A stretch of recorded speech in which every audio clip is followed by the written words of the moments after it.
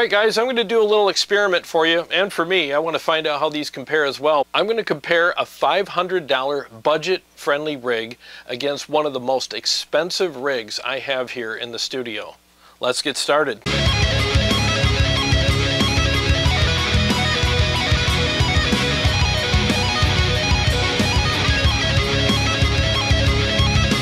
Now I know what you're thinking. Duh, of course your most expensive rig is going to kill a $500 budget rig. Yeah, I know that, but every once in a while it's fun to watch Godzilla stomp on Bambi.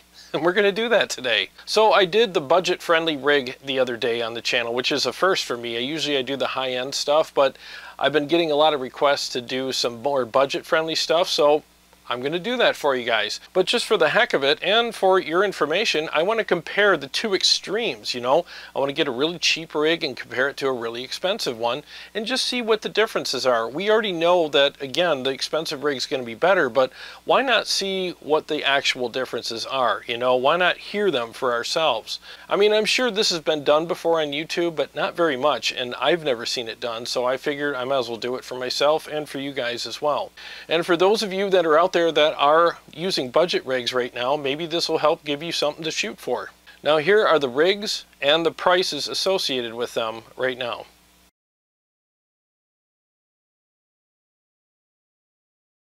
Now stay tuned to the end where I give you my final thoughts about these two rigs and what I thought as far as playing them in the room here and how they felt to my hands and all that kind of stuff as well, and maybe my thoughts a little bit on inexpensive gear. Alright, so let's start with the comparisons between both of these rigs now. We'll start with the clean channel with and without effects, and we'll move on from there. Make sure you pay attention to what's on the screen. So if you don't see anything on the screen, that means I'm playing the budget rig, which is the Joyo Zombie rig. And if you see the Diezel Herbert Mark III right here on the screen, that means I'm playing the entire rig associated with that amplifier, which is obviously the expensive rig.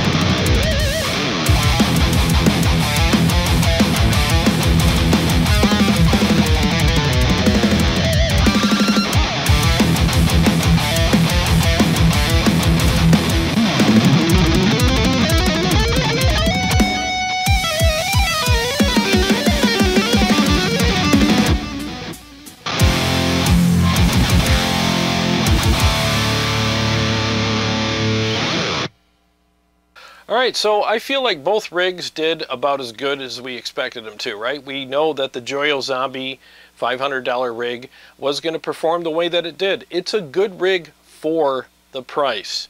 Now, obviously, the Diezel rig is definitely a very good rig for the price too, but not everybody can afford the Diezel rig and all the stuff associated with it. I get that. And again, it's nice to hear how these two compare. Now, should you be embarrassed to show up on stage with the Joyo Zombie rig? No. Dude, if that is what you can afford, and you worked really hard to get it, and you worked really hard on your chops and your songwriting and your performance and everything like that, then you deserve to be on stage as long as you practiced and did the best you could, and you're tight, you know your stuff, you know, and you bring the best that you have, and you go up on stage and do your thing. I mean, go have a good time. Do not be ashamed of having that rig. There are plenty of guitar players that I've seen in my travels and my experiences on the stage over the years that had really nice gear and they sucked. And I've seen the opposite. I've seen really good guitar players that had terrible gear, but they sounded amazing because they were great players. And you know, that's the thing, like, a great player can distract you from how crappy his rig sounds, and that's the truth. It really is, because you get so mesmerized at how good of a player they are, you don't even care about how it sounds, unless, of course, it's bees in a can and it's stinging your eardrums.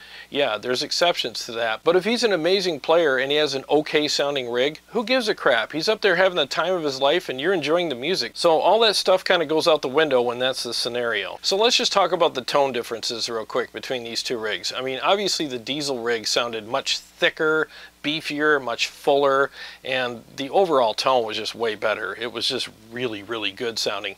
And the cab had a lot to do with it as well. I mean, you're talking a Mesa cab with vintage 30s in it in comparison to the Harley Benton cab with the Chinese vintage 30s. I mean, the Mesa cab just sounds beefier, and I think that the speakers are voiced much better. They don't have that crispy, thin kind of thing going on with them like the Harley Benton speakers do. Now, with the amplifiers, I mean, come on, let's get real here. I mean, the Diezel Herbert's $4,200, you know. I mean, that is a sick amplifier. It's a boutique amp built in Germany, and it has 3 glorious channels on it, and it's 180 freaking watts. So, come on, there's a lot of glass in the back of that freaking amplifier, if you know what I mean. Freaking big-ass tubes, lots of power, and lots of great tone. And you have 3 amazing channels on it.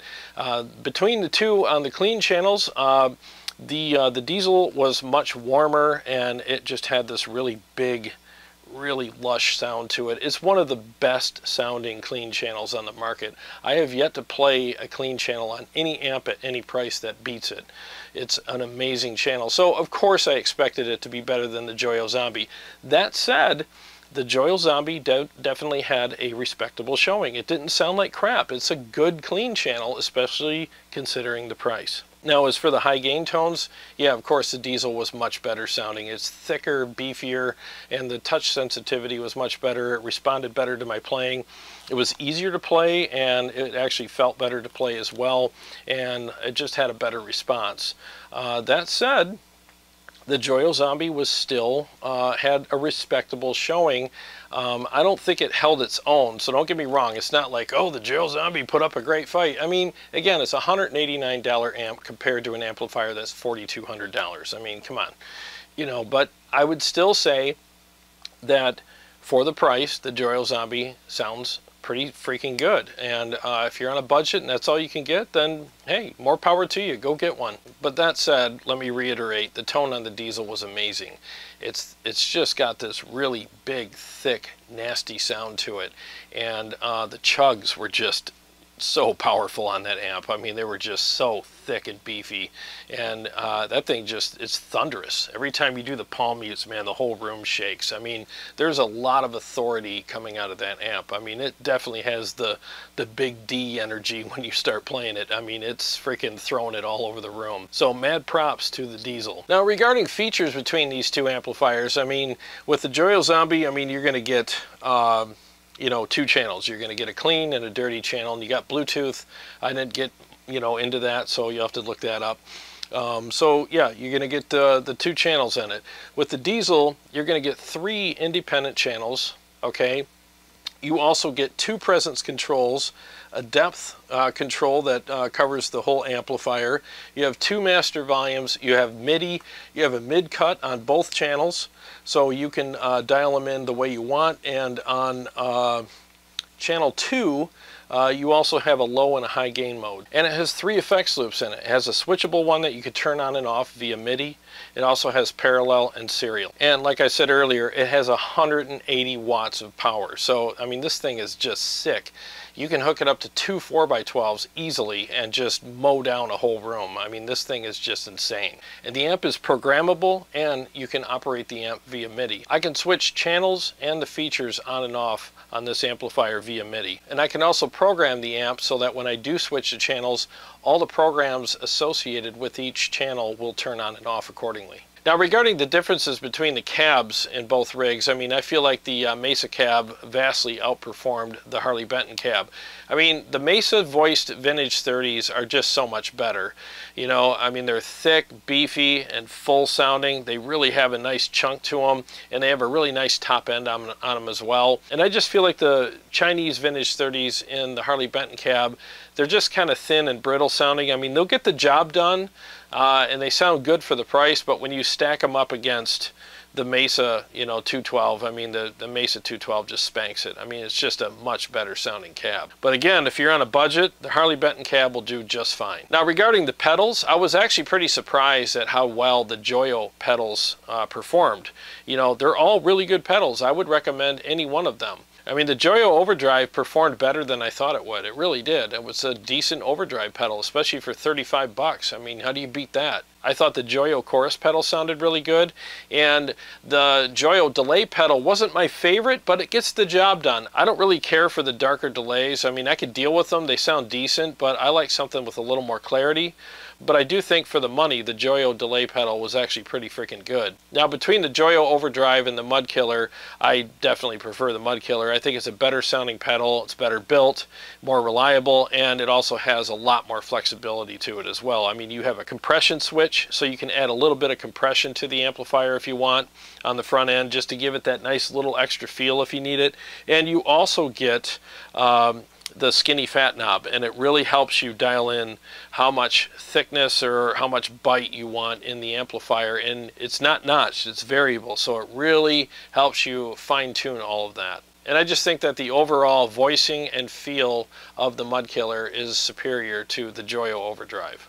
Now, as far as the chorus pedals are concerned, I do prefer the Julia. I think that it sounded better on the cleans, but then again, it's really up to you. It's really up to your taste. I mean, I think with a chorus pedal, all that stuff kind of goes up in the air. It's just a matter of which one do you prefer and which one suits your taste more. But I do like the Julia better. I'm sure it's a better built pedal, and it's going to be more reliable. So, again, I prefer the Julia. With the delays, I can't even tell you how much I prefer the Flashbacks by TC Electronic. I mean, the Flashback delay pedals are incredible. They are any kind of delay pedal that you want them to be. They're completely programmable. I did a video on them. Look for my video on it, and I can actually plug it into a computer and program their delay pedals to sound any way you want them to. So there's nothing those pedals can't do.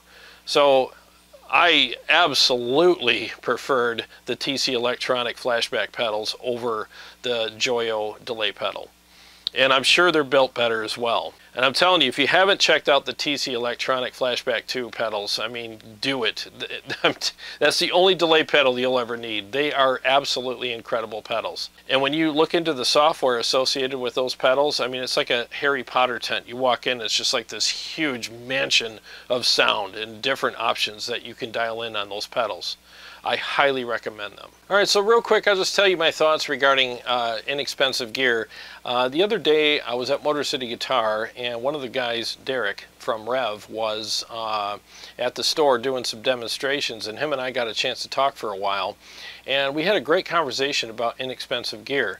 And I really like what he said, and I'll pass some of that on to you along with my thoughts. I mean, basically what we both discussed was inexpensive gear or cheap gear is very important to the music industry and to musicians, because I don't know about you, but when I started out, I couldn't afford all the high-end stuff. So, you know, if everything was high-end and expensive, there would be no guitar players. There really wouldn't, because you couldn't afford the amp or the guitar or the pedals or whatever to play through anyway, so why even bother?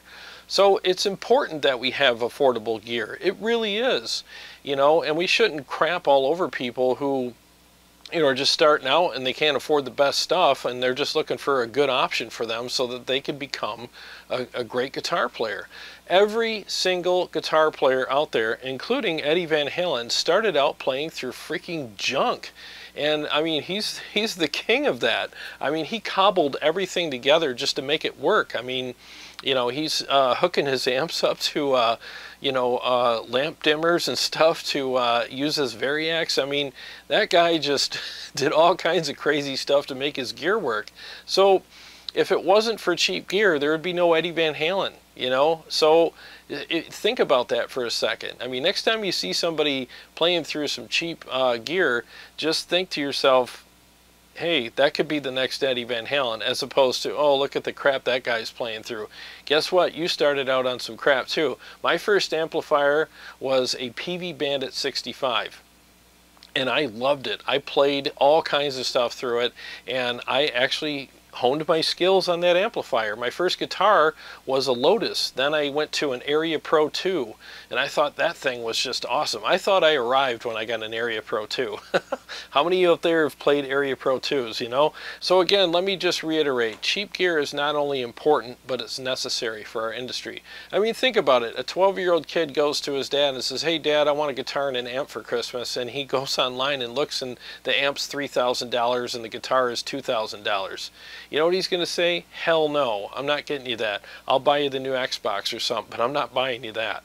You know, because why would you take a risk on getting your kid $3,000 worth of gear and you don't even know if he's going to stick with it or not? So it's imperative that we have cheap gear so that we can take the risk and plug into that stuff and see if it really works for us or not. And eventually, as we all do, we get better, we hone our skills, and then we start getting into the community and learning about different things that are out there, and we keep stepping up our game, not only as players, but as gear nerds as well. We learn about things, and then, oh, I want to try that amp out, or that guitar, or that pedal, or that digital platform, or whatever. And you kind of earn your way up with your skills, right? I mean, the better you get, the more demanding you get, so that means you need gear that will meet those demands. So you're willing to spend the cash at that point to get that gear. So I think it's very important that we progress not only as players but with our gear slowly, and you know, accumulate that stuff as we go. And the most important thing that I can say to you is, don't worry about not having the best gear right now. Enjoy the journey. Seriously, enjoy the stuff that you have. If it's making you a better player and it is inspiring you to practice and to perform and write and hone your skills and all that, I mean, those things right there are signs that you have the right gear for right now. And I really like the fact that as we grow, we want to get different stuff. So if you're kind of stuck in budget land right now, don't worry about it. I mean, just hone your skills and earn your way up to better gear, and I'm sure you'll, you know, save up your money and get that amp or that guitar that you've been really wanting.